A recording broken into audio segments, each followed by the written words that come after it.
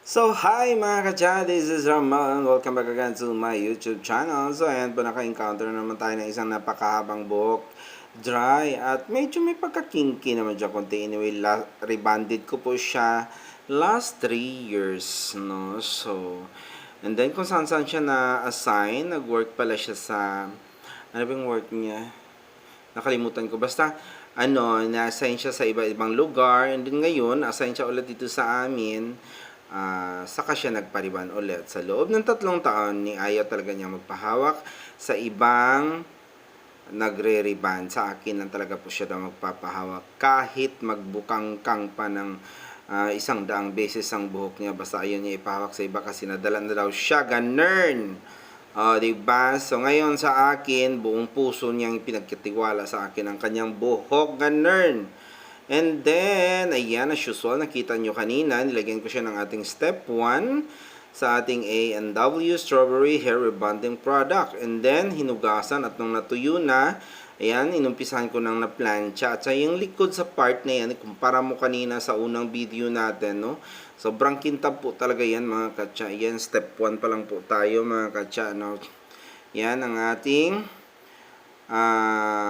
kinalabasan ng ating A&W Strawberry Hair Rebonding Product, mga katsa. Sobrang haba po talaga ng buhok niya. And then, ang pinagawa niya po sa akin ay rebond with hair cell wax. Yan. So, suki ko na po talaga siya. Sobrang suki ko na po talaga yung customer na yan. And then, ayan na po. Malapit na po tayong matapos sa ating step A. Yan. Then, after nyan, mga katsa, as usual, proceed tayo sa ating step B or step 2 ng ating hair rebonding product, no? At sa step 2 po, doon na po natin ihalo ang ating hair cell wax, mga katsa. O, diba? So, ayan. Sobrang ganda po talaga, mga katsa. Shine na shine. Hindi po yung naka-step 2, step 1 pa po lang siya, mga katsa. Yan. O, diba? So, after nyan, mga katsa, nilagyan ko na po ng ating step B. Hindi ko na po pinakita. Kinat ko na yung video kasi masyado nang mahaba. And then yan po. Tapos sa ating 20 minutes sa step B, hinugasan ko na po. And then, ayan. Sa nakikita nyo po, sinusuklay at binublower ko na po. And then after that, mga katsa, yan na po ang panghuling part ng ating hair rebonding. No? Yan po ang last part. And then, ayan, kasalukuyan nag-umpisa na po ako sa ating pagplancha. Yan, diba? Doon ako sa kabilang side nag-start kasi sabi ko para tuloy-tuloy na, nakimaritis pa. Ayan. So, yan na po ang ating A&W Strawberry Hair Rebonding Product.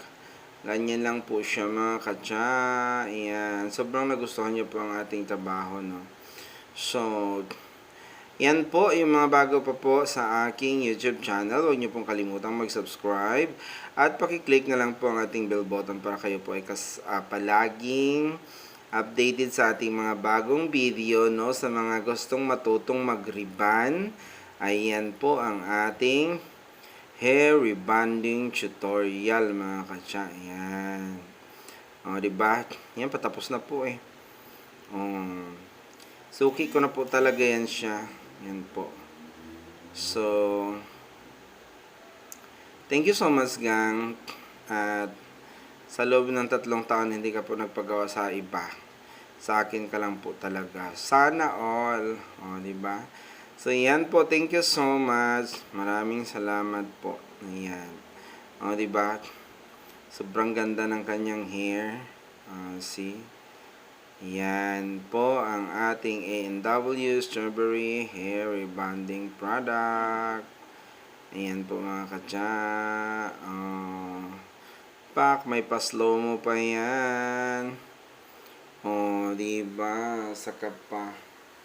So, yan. Thank you so much. Maraming salamat po. Maraming salamat po sa inyong lahat. Bye-bye. Don't forget to share. Paki-share na lang po. Thank you so much. Yan. Okay. Maraming salamat po.